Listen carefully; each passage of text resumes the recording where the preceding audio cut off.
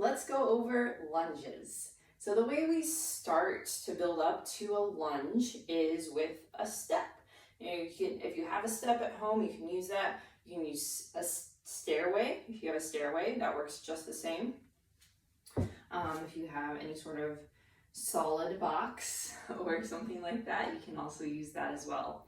Now, the higher your step is, the more challenging it's going to be. So just keep that in mind with whatever you use. But the way we build up to a lunge, so there's a forward lunge and a backward lunge that we can do off of this step. We can also do a curtsy lunge off of it as well, so I'll show you that. So a forward lunge, we are moving forward. So to imitate that movement, we're going to step up onto the box. So moving forward, we want to push through that heel to step up.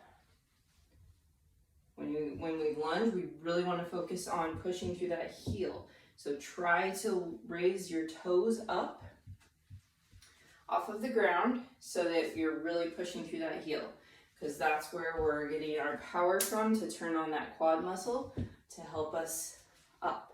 You want to keep your core nice and tight, so don't make a lot of movement with your upper body. So stay nice and tall, shoulders back, chest out, and step up.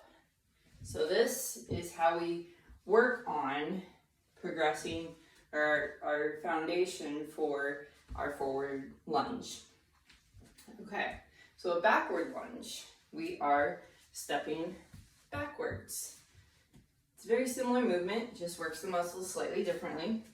So how we imitate that on the step, we're going to start on top of the step and step back, stepping backwards.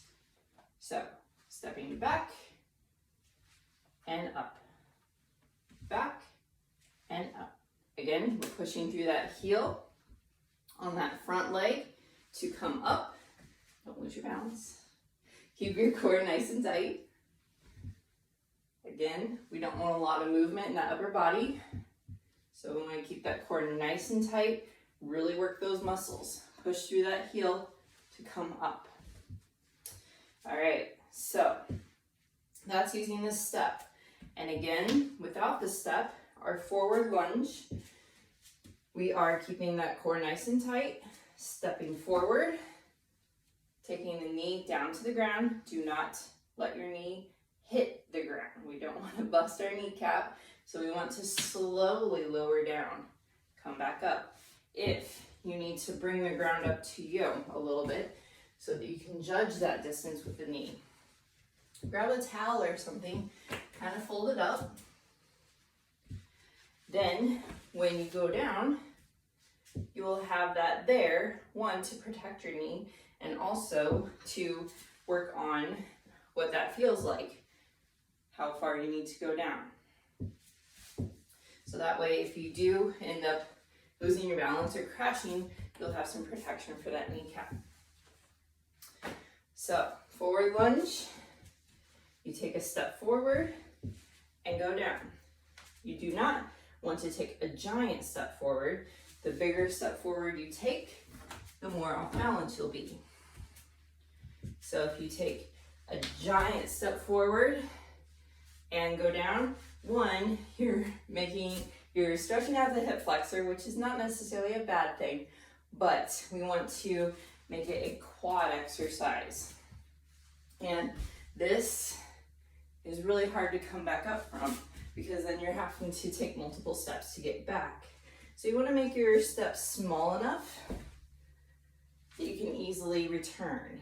So pushing through that front heel, push back and return. So if you're finding yourself having to take multiple steps back, make your steps smaller when you're going into that lunge. So our backward lunge, same thing. We want to make the steps small enough that we're not having to take multiple steps to get back to our starting point. So step back and down. It's gonna feel kind of small, but start small. And then if you need a little more space, then take it back a little bit further. But again, we don't want to take it all the way back here and then they have to take multiple steps to come back up. We just want to come down and back up. We're working this muscle on this leg versus trying to shifting our weight to the other leg to bring us back up to the front. So a couple things. You want to have your feet hip width apart and keep them that way. Don't bring your foot back behind the other one. When you go down, we're not on a balance beam. We have plenty of space. Use your space that you have. Step back, keep that foot in that same line with that hip. So don't bring it back here and don't take it out here. Just take it straight back. If you need to keep your toes on the floor to help with that, until you get a more comfortable feeling with that, that's fine. Okay, now we'll go into a couple lunge variations. So our first one is a lateral lunge. So a lateral lunge, we are going out to the side, coming back up. Out to the side, coming back up. So on these, you want to really make sure you're staying through that hip. So really push that hip back, get a good bend in that knee, and come back up. So really push those hips back, come back up. Now our next variation is a curtsy lunge. We can practice those on our step. So for a curtsy lunge, you're gonna have one foot out front, the other foot is gonna be behind. So we're gonna step down and come back up. Step down, come back up. The power is coming through that front leg, so push through that front heel. And this is a curtsy lunge on a step. Make sure we're keeping that core nice and tall and really pushing through that front foot.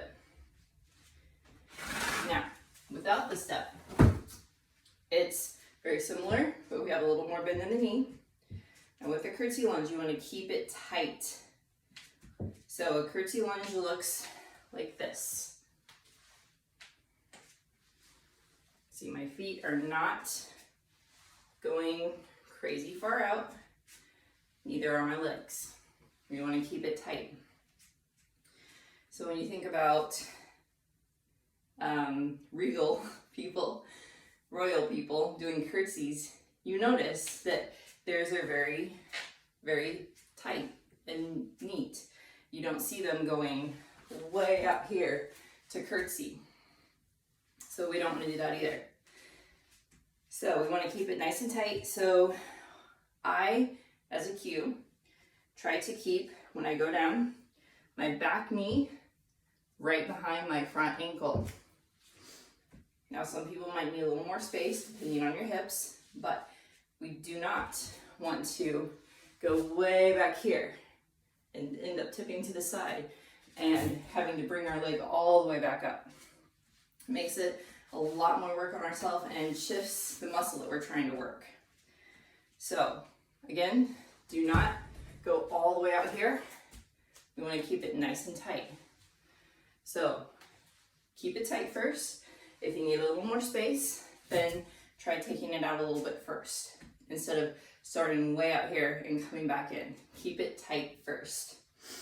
So knee behind that front ankle, pushing through that front leg, curtsy lunge. That'll really work a lot of those side muscles in the hips as well as the quad. All right, so that's my video on lunges today. Let me know if you have any questions down in the comments, and subscribe and like to this video so you can see my next one. Thanks.